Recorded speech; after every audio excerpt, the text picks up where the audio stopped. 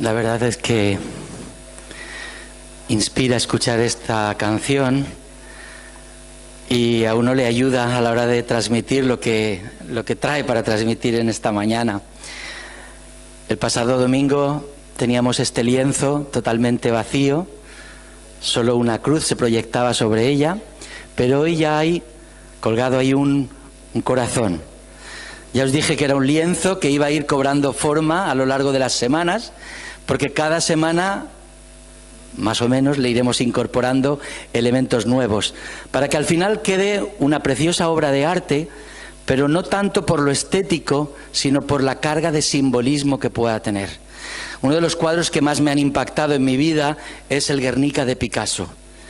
Y cuando lo pude ver tal cual es, no por fotografía, sino en vivo y en directo, pero además, después de haber leído un gran libro que comentaba cada uno de los aspectos simbólicos del cuadro, sin duda alguna fue toda una experiencia ver ese cuadro.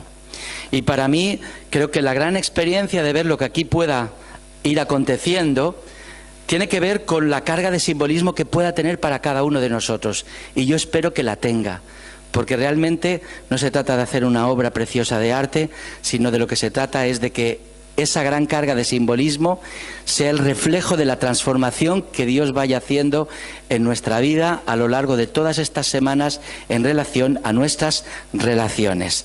Así que el pasado domingo dábamos el pistoletazo de salida a esta serie.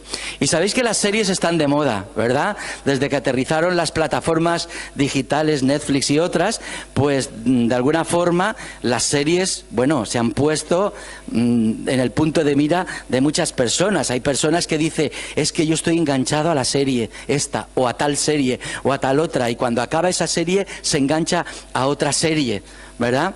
Y claro, cuando aquí hablamos de una serie de mensajes, esto es como otra serie, que también tiene sus similitudes, pero también tiene sus diferencias. Similitudes, pues claro, cuando tú ves un capítulo de la serie te invita a ver el siguiente, y el siguiente, y el siguiente, porque cada uno te va dejando un poco con la mente abierta a qué va a suceder después. Bueno, pues en esto hay una similitud, porque cada mensaje de cada domingo va a ir aportando como un capítulo nuevo de todo lo que es esta gran serie que lleva por título Los unos a los otros. Pero como digo, hay diferencias. Las series de televisión buscan entretenernos. Esta serie no busca entretenernos. Esta serie lo que busca es transformarnos. Que a través de la palabra de Dios nuestra vida sea transformada. La palabra de Dios es viva, es eficaz y tiene poder para transformar nuestras vidas. Si no lo creyéramos, pues yo no estaría aquí delante. Pero creo que la palabra de Dios tiene poder para transformar nuestras vidas. Y yo deseo de verdad que la palabra de Dios, a través de esta serie, unos a los otros, pues nos lleve a asumir cambios en nuestra vida que nos puedan ayudar a potenciar, a mejorar, a rectificar todo aquello que tiene que ver con el ámbito de los unos a los otros. Mirad este campo de trabajo en el que vamos a ir adentrándonos semana a semana, como digo, tiene como eje principal esa relación los unos con los otros. Y me gustaría que te preguntaras en esta mañana cómo van tus relaciones interpersonales. No solo pienses en los que te llevas mal, piensa también en con los que te llevas bien, pero que también puedes mejorar dicha relación. ¿Cómo te encuentras en tu relación con los demás? ¿Crees que podría mejorar? ¿En qué aspectos podría mejorar? ¿Hay algo que cambiar? ¿Hay algo que tú puedas hacer que desde tu actitud o desde tu manera de relacionarte pueda mejorar, pueda cambiar? Mirad, esta serie es importantísima y lo es por dos motivos.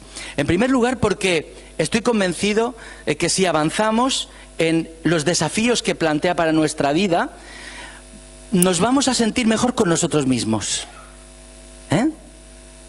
Porque va a traer paz a nuestro corazón.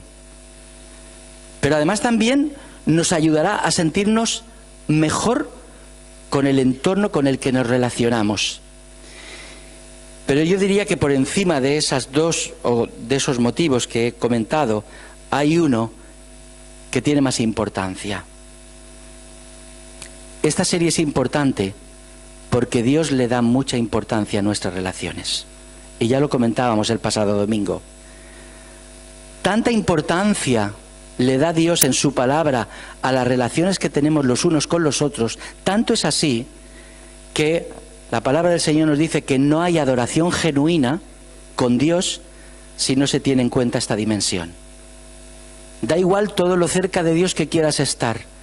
Si fallas en el plano horizontal, no hay genuina adoración. Porque una cosa está vinculada a la otra. El que dice que ama a Dios, pero no ama al prójimo, el tal es mentiroso. Porque ¿cómo se puede amar a Dios a quien no se ve sin amar al prójimo que tienes delante?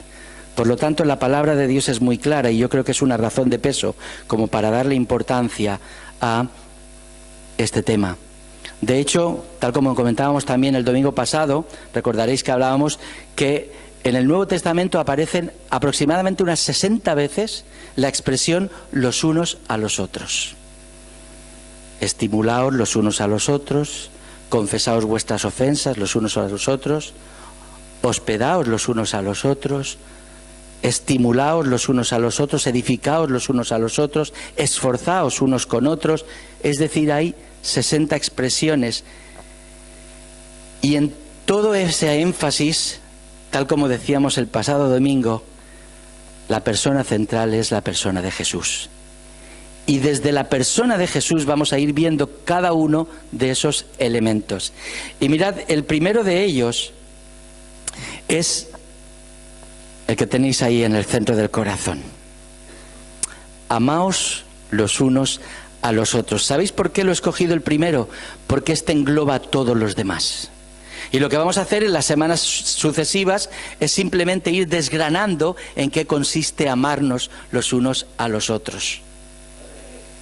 Por lo tanto, diríamos que este es el corazón de esa expresión los unos a los otros. Amaos unos a otros. 4 palabras, un solo verbo. No es fácil hablar de amor sin que todos los estereotipos que nos acompañan distorsionen su significado.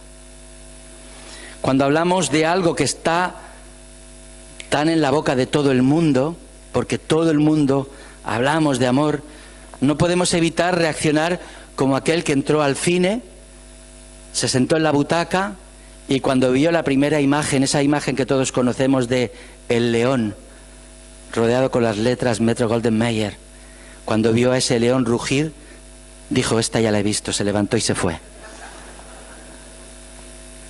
Yo creo que a veces cuando escuchamos acerca del amor, nos pasa lo mismo.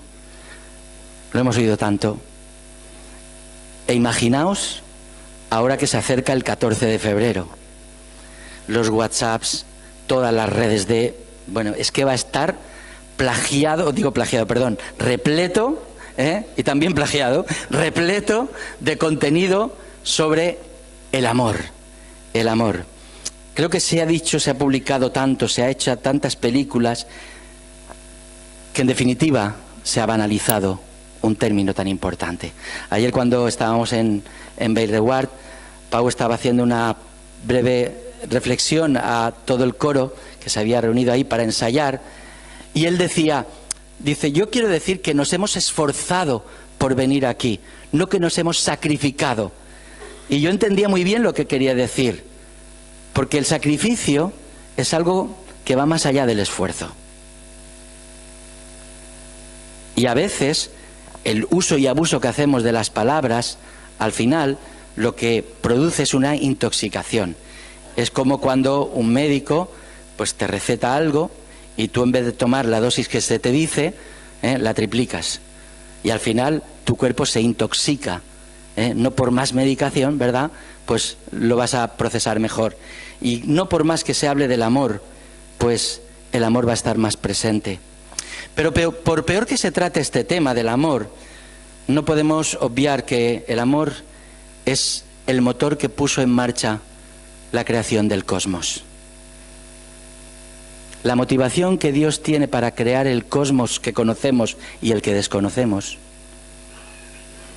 para crear el microcosmos que conocemos y que desconocemos, la motivación fue el amor. La motivación que Dios tuvo para crearte a ti y a mí no fue otra que la del amor. Cuando leemos el relato del Génesis, cada vez que Dios creaba algo, se añade esta coletilla: y vio Dios que era bueno en gran manera. Y si era bueno, es porque estaba cargado de amor. Cuando te creo a ti y a mí, no podemos dejar de pensar el gran amor que Dios puso en ello. Un teólogo francés, Pierre Teilhard de Chardin, decía que el amor es el motor del mundo, porque en el universo pensante todo se mueve por y hacia la persona, y el amor es la atracción espiritual más poderosa entre personas. Así que no es de extrañar que los dos mandamientos más importantes que Dios da al ser humano tienen que ver con el amor. Amarás al Señor tu Dios con todo tu corazón, con toda tu alma, con toda tu mente, con todas tus fuerzas, y amarás a tu prójimo como a ti mismo.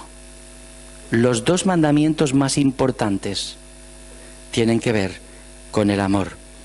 Y es que es precisamente el amor lo que le mueve a Dios a enviar a su Hijo, y es su Hijo quien encarna de manera perfecta el amor de Dios para con cada uno de nosotros, para que podamos aprender de Él a qué nos referimos cuando estamos hablando de amor. Y quisiera llevaros a un pasaje del Evangelio de Juan, en el que surge esa expresión, amaos unos a otros, y que aparece tantas veces. Fijaos que a lo mejor edificaos unos a los otros aparece una o dos veces, pero amaos los unos a los otros aparece un montón de veces en todo el Nuevo Testamento. En todo el Nuevo Testamento aparece un montón de veces. Es la expresión que más se repite. Pero quizá es en este texto que vamos a leer dentro de un momento en el que alcanza una dimensión y una profundidad mayor que tal vez en otras partes donde se cita esta expresión. Pero antes de ello, vamos al comienzo de este capítulo, que es el capítulo 13, para que entendamos el contexto en el que Jesús va a pronunciar esas palabras. Fijaos que en el capítulo 13, a partir del versículo 1, Juan lo introduce de esta manera: antes de la fiesta de la Pascua, sabiendo Jesús que le había llegado la hora de dejar este mundo, mirad cómo está situando Juan el marco en el que Jesús va a pronunciar estas palabras. Antes de la fiesta de la Pascua, sabiendo que Jesús le había llegado la hora de dejar este mundo para ir al Padre, y habiendo amado a los suyos que estaban en el mundo, llevó su amor hasta el fin. No se me ocurre una manera más potente, diríamos, de situarnos en el cuadro en el que se van a pronunciar esas palabras tan importantes.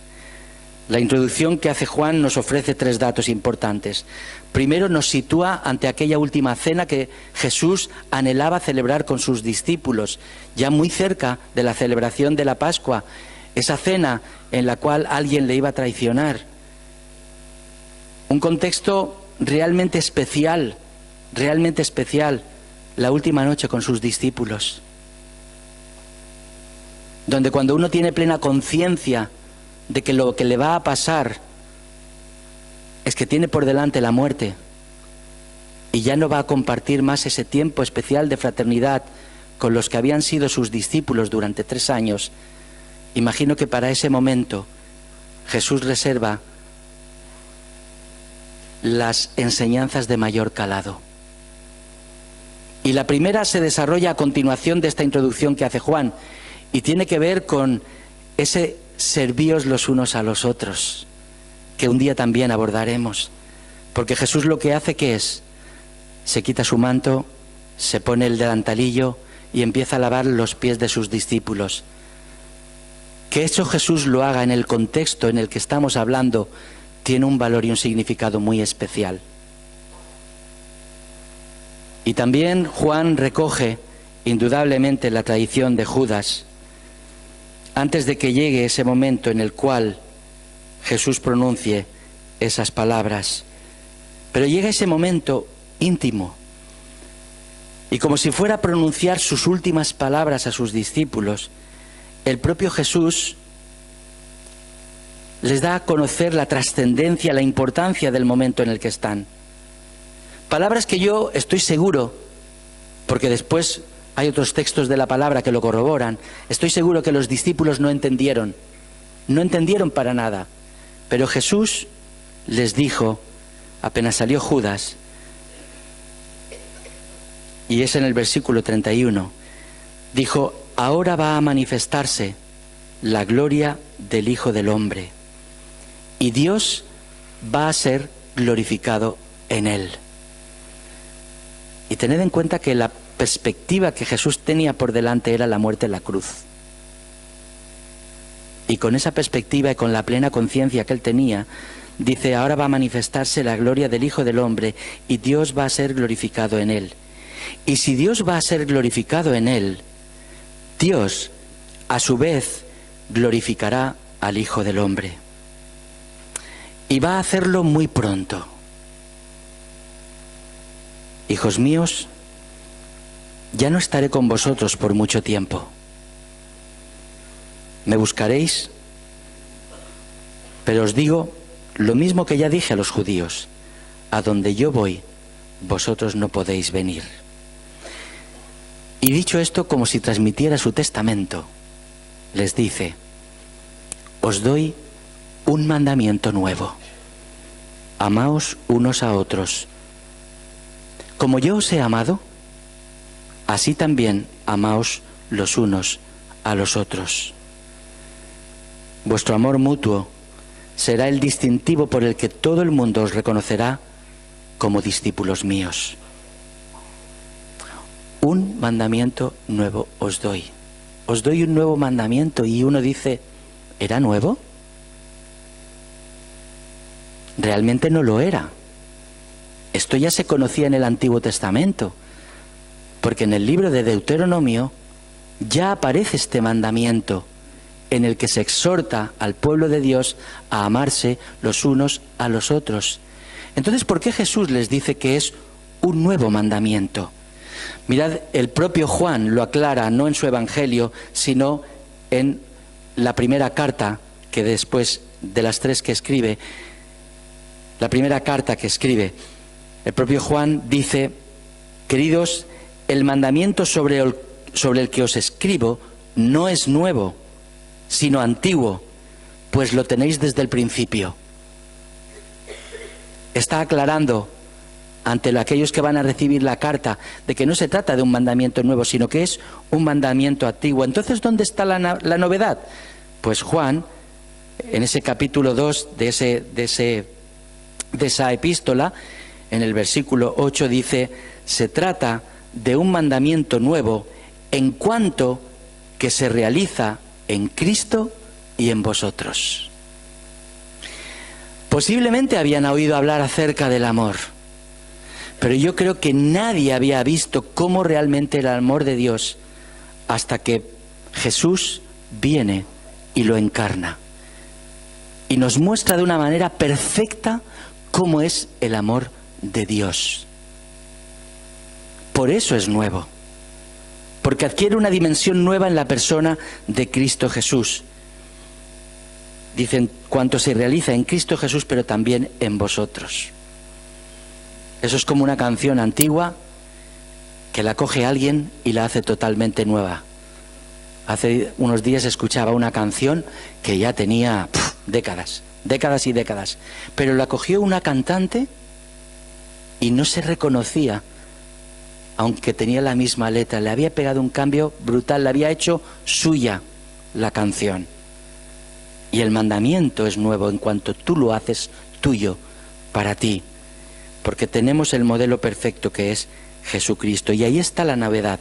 Es nuevo porque Cristo lo encarna de manera perfecta en su vida. Y por eso es el propio Jesús que dice: como yo os he amado. O sea, lo dice desde la praxis. Lo dice desde ese compromiso que él había adquirido con sus discípulos y que ellos habían podido experimentar cómo Jesús les había amado en todo momento.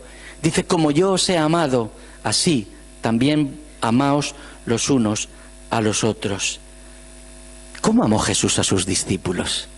¿Cómo amó Jesús durante su paso por la tierra? Mirad, hace muy pocos días, Alex Rovira ha publicado un libro con el título El amor. El amor. Y aunque es un libro que está enfocado a la pareja, al matrimonio, al amor entre dos personas que se aman, uno puede encontrar que es totalmente ampliable a otros ámbitos de amor. ¿De acuerdo? Y en este libro él establece como 3 elementos que son los ejes que él pone como base para que ese amor sea un amor como toca, un amor con mayúsculas. Y él habla de estos 3 ejes con 3 verbos. El primero de ellos, comprender. Para amar, primero tienes que comprender. No puedes amar sin hacer un esfuerzo por comprender al otro, por entender al otro. Aunque a veces, eso, no llegues a entenderlo, pero tienes que hacer un esfuerzo por comprenderle. Yo incluso añadiría un verbo que le podría anteceder, y es conocer. Primero conocerle para que después puedas comprender cosas que a lo mejor no conoces. Comprender. El otro eje es cuidar. Debe haber un sentido de cuidar al otro y ayudarle a potenciar todo lo mejor que hay y ayudarle a corregir todo aquello que le desfigura como persona. Y el tercer verbo, inspirar. Tu vida, desde el compromiso de lo que significa amar, debe inspirar al otro a desarrollar ese mismo amor. Porque lo que plasma en su libro, y es lo que tantas veces también hemos dicho, es que el amor no es una emoción, no es un sentimiento. Eso tiene que ver más con el enamoramiento, que es algo transitorio. El amor es una decisión, es un compromiso y que implica, como digo, comprender, cuidar e inspirar. Pero yo cuando estaba leyendo este libro, trataba de aplicar esos ejes a la vida de Jesús. Cómo Jesús comprendía a las personas que les rodeaba. Y de hecho, no se rodeó de los mejores discípulos.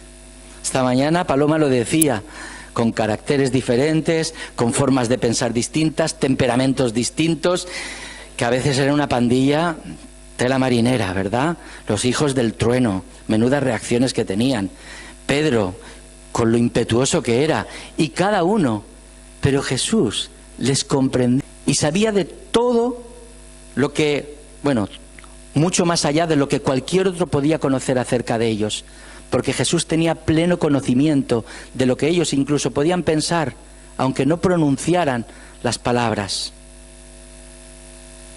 Jesús les comprendía, pero Jesús también cuidó de ellos. Y mirad, un solo detalle.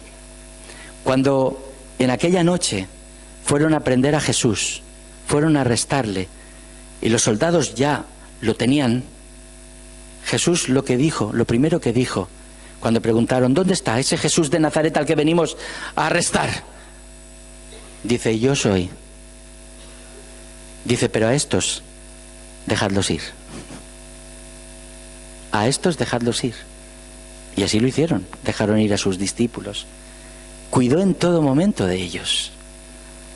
Si pensamos en cada una de las escenas que aparecen en los evangelios, nos daremos cuenta de qué manera Jesús estaba cuidando de ellos. Incluso cuando les corregía, cuando les rectificaba en algunas de las actitudes o acciones que habían cometido equivocadamente, lo hacía desde el amor y con la intención de hacerles crecer y madurar.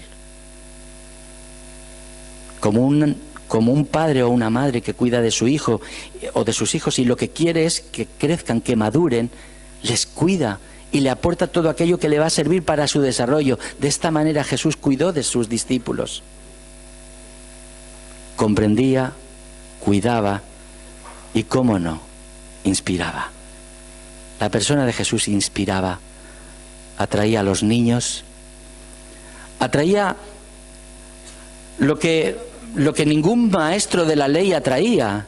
Es decir, los maestros de la ley, aquellos doctos hombres que conocían al dedillo las Escrituras, producían rechazo y distanciamiento en la gente. Y aquel que sentía que su vida estaba sucia, lo último que se le ocurría era acercarse a uno de esos maestros. ¿Por qué?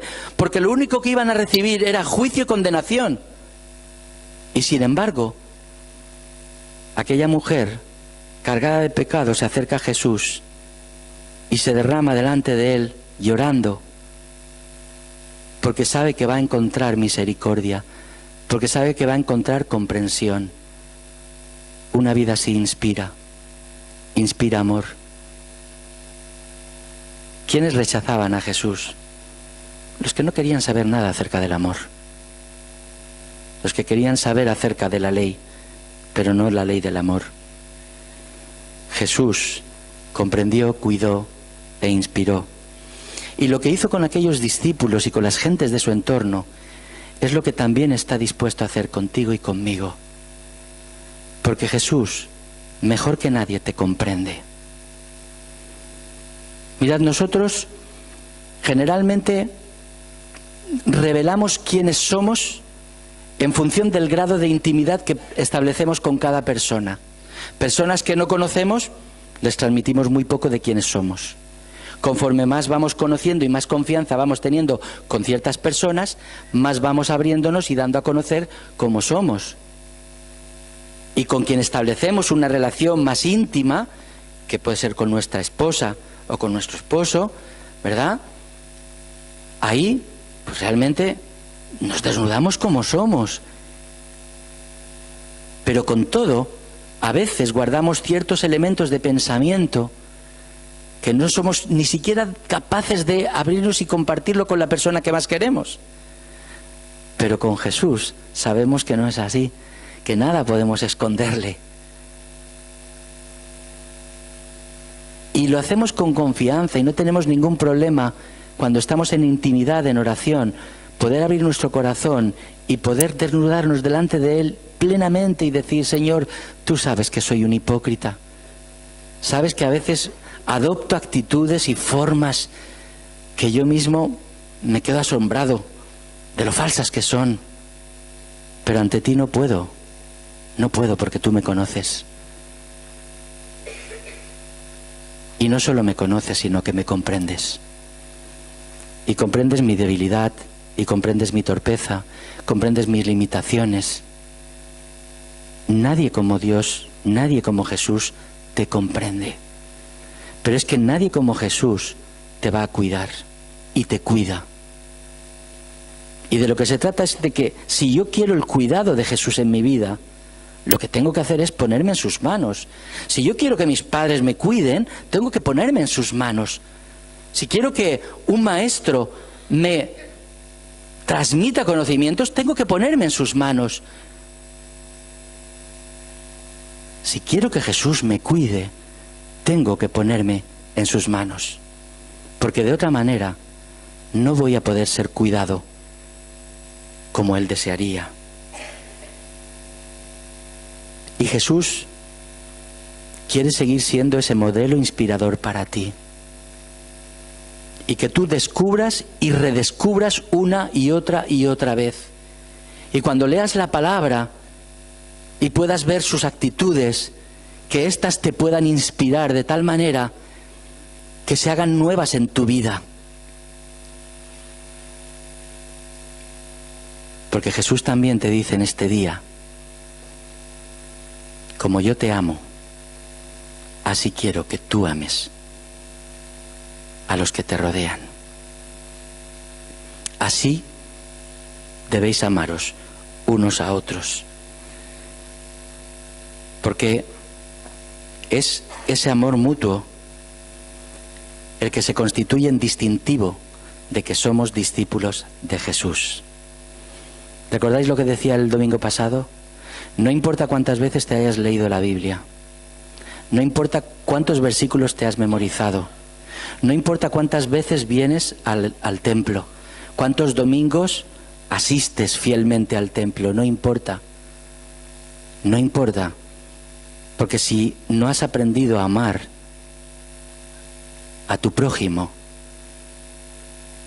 realmente no se te distingue como un discípulo de Jesús. Si quieres ser distinguido como un discípulo de Jesús, debemos aprender lo que significa amaos unos a otros. El domingo pasado recordaréis que os decía, cada uno tiene que tomar libremente la decisión de si quiere ponerse en las manos de Jesús para que Él le comprenda, para que Él le cuide, para que Él le inspire. Es decir, para que Él haga la obra que tiene que hacer en la vida de uno en relación a sus relaciones. Pero como no quería que fuera una decisión tomada por un impulso, os dije, no, tomaos la semana, meditad en ello. Pensad realmente si queréis poneros en las manos de Dios a lo largo de toda esta serie que vamos a ir trabajando hasta final de mayo. Y si hay una actitud de disposición, poder decir, yo quiero que mi nombre esté ahí. Porque lo que nos gustaría, o lo que me gustaría, es que todos aquellos de vosotros que toméis la decisión delante del Señor con honestidad, con sinceridad, no porque os estén mirando, no porque queráis impresionar a nadie, no, sino porque sinceramente queréis que Dios trabaje en vuestra vida a lo largo de estas semanas, en ese ámbito de las relaciones. Os dije que colgaríamos ahí los nombres, ¿verdad? Eso es lo que queremos hacer. Así que yo os quiero invitar en esta mañana a que hoy sí podáis dar una respuesta. Y aquellos de vosotros que tengáis la firme determinación, y apartad de vosotros el miedo a fallar, el miedo a fracasar, el miedo a equivocaros. El miedo no es nunca una buena base para las decisiones. Apartando el miedo, pero poniendo delante del Señor el deseo de que Él transforme vuestra vida en el ámbito de las relaciones. Yo os voy a invitar a que, si así lo deseáis, os pongáis en pie. Nos vamos a poner todos en pie, pero vengáis aquí adelante y veis que en la mesa hay unas tarjetas amarillas en las cuales aquellos que lo deseéis pongáis simplemente vuestro nombre, y si queréis ponéis la inicial de vuestro apellido, pero con el nombre sobra, basta, ¿de acuerdo? Y lo depositáis en una de las cestas, porque vuestro nombre, que hoy se coloca en las cestas, el próximo domingo estará colocado ahí. Simbólicamente estaréis diciendo, quiero colocarme en el corazón del Señor Jesús, para que Él haga la obra que tiene que hacer en mi vida, para que mis relaciones cambien, mejoren, y realmente pueda experimentar el gozo que supone vivir en la bendición de amarnos los unos a los otros. Así que os voy a pedir que nos pongamos todos en pie y vamos a cantar juntos una canción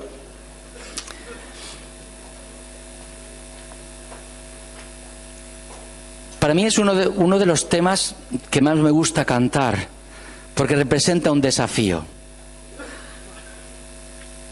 Y conforme veáis la letra os daréis cuenta por qué se trata de un desafío. Mientras la vamos cantando, sentíos en libertad de acercaros, de escribir vuestro nombre, dobláis el papel y lo colocáis en la cesta. ¿De acuerdo? Y vamos a dar este tiempo de toda esta canción. Si no alcanzara el tiempo, seguís escribiendo vuestro nombre. ¿De acuerdo? Pero lo más importante es que no sea una decisión tomada a la ligera. A mí me da igual que paséis 50 o 100 de vosotros aquí, como si pasan 3. Lo que me gustaría es que aquellos que paséis delante lo hagáis como respuesta a Dios, de que efectivamente os ponéis en sus manos, nos ponemos en sus manos para que Él haga esta transformación en nuestra vida. Así que, conforme vayamos cantando esta canción, sentíos libres de acercaros y poner vuestro nombre.